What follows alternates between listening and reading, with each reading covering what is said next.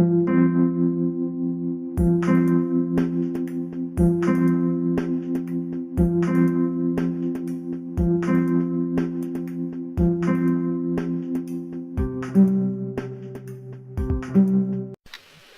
Gundam fans, this is Bandai, and today I'll be looking at the 10144 high-grade Gerbera Tetra from the Stardust Memory miniseries. So, yeah, we finally got a new version of this mobile suit. Pretty good looking. It is properly proportioned compared to the original, which is like over, I think, around 20 years old now. So this guy, good update. The colors, I like the colors. The pink is a nice, like a salmon pink. And initially, the gray, it was more of a green, but when you have it on the kit, I don't know, it just looks better. It does have more of a gray than green. Maybe it's an optical illusion, but it doesn't look too bad. Very few stickers. You got the black for the, and then the sticker for the monoline. You get 3 of those. And the one on the chest, and the one on the back. That's it on the body. So, everything else is plastic. Very good. And pretty solid, at least mine is. I don't have any problem with parts falling off yet. A few parts they could have fixed, like the arm. I'm thinking, because this is a blatant seam line, unlike, say, here, where they indented it to make it look like a panel separation. Not so much here. So, I don't know if they could have fixed that and put it lower, maybe underneath the hosing here, but it's really annoying. Here, I don't think they could have done anything to separate these parts to make them, like, not have the lines. It's the construction of the actual, like, the design. Which is really good. A nice detail here on the back. Yep, not nearly as bulky as the old one. It's pretty awesome, actually. The head can go up and down some. It's got a very big helmet, so it can't do too much. It can go up at a hinge in the torso and rotate some. The arms, interesting connection here. It's a ball joint at the torso, so you got some rotation here. And then the thruster here can move. And then the arm can also move out that far, because it's on another joint out here. And then it can move forwards and back separately from the shoulder piece. And rotate below the shoulder. One joint at the elbow, ball joint and wrist. There's a joint in the stomach, so it can't really go forwards and back just because of the way the torso is designed. It can rock side to side a little, and then the waist will rotate. Legs, because there's no skirt armor, you get pretty good range of motion there. Can't go out too far, just once again the design. Rotate a little at the hip. Double jointed knee, not too far.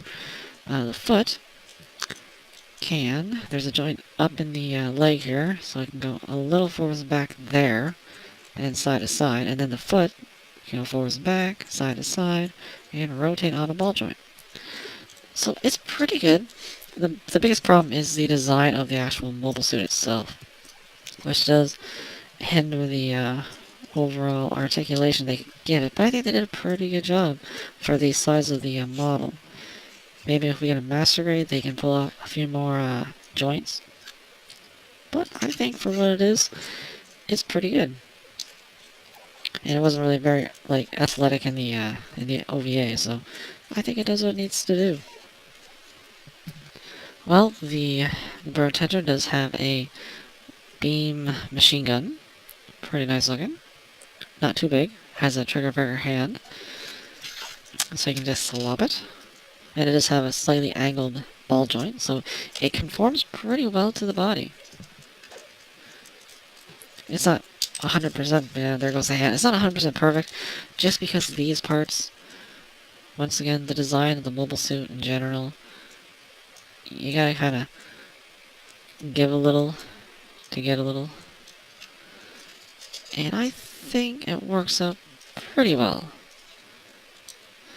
And you also have an open hand for the left hand, because it's not really going to be doing too much, although you could, if you want, have it hold one of the 2 beam sabers, which aren't mounted anywhere, and I don't know where it would be anyways. I'm sure there's a specific location that are housing these beam sabers.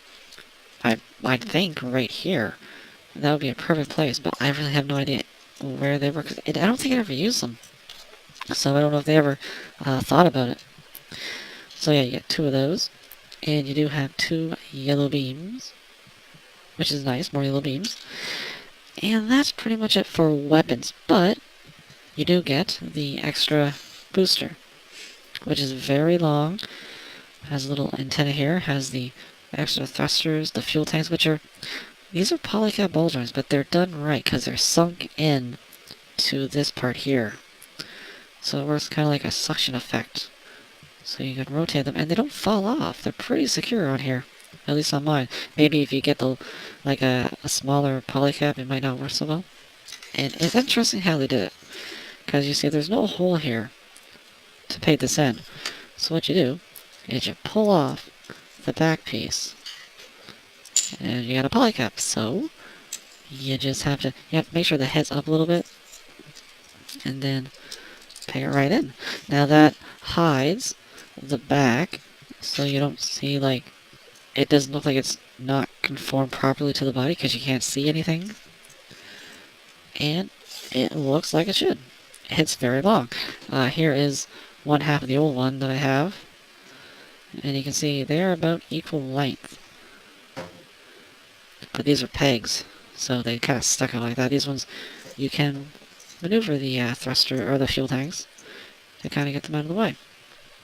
Now, I personally won't be using this because it does take up a lot of real estate, but if you want it, you have it. Although you do have a little piece laying around, but that's not too bad. I'd rather have a piece laying around than having it look weird, oops, on the actual kit. So, I can live with that. And as you saw, it's a very secure connection. So, accessories. Not a lot to speak of, but then the Gerbera Tetra didn't have a lot. Probably would have benefited from a shield. That's something that might have helped it at the end. Probably not, but oh well. What it has is pretty good. So, let's compare the brand new Gerbera Tetra with the early 90s Gerbera Tetra. Yeah, I've custom painted mine, put decals on it, but the design, you can see, is pretty different. You can see the general aesthetics, but this guy is super bulky. The head is really big. Everything is chunky. The legs aren't too different, but they're still thicker on the old one. The beam machine gun is huge on the old one. I like it a lot better here, which it does have a sticker, I should mention, on the scope, which is red. But yeah, way different. And the one I recently did, the third-party Gerbera Tetra, which is shorter than the Bandai one, but you can see, look, drastically different. Drastically. They're obviously the same suit, but they are very different looking in terms of design. And for these, I like them both, because like I said before, this looks more of a real gradish, where this is a high grade. This is the classic OVA. And if this is like maybe real grade or the Gundam Evolve, that would make sense. It might be, I don't know. So yeah, let's put all of them together here.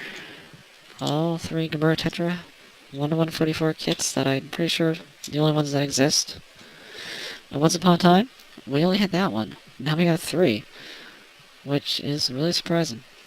And even though I really like the third-party one, I gotta give the nod to the high grade.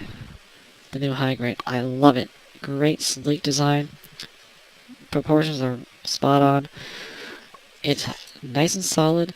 Articulation's not the best, but I don't think they could do much more with the scale.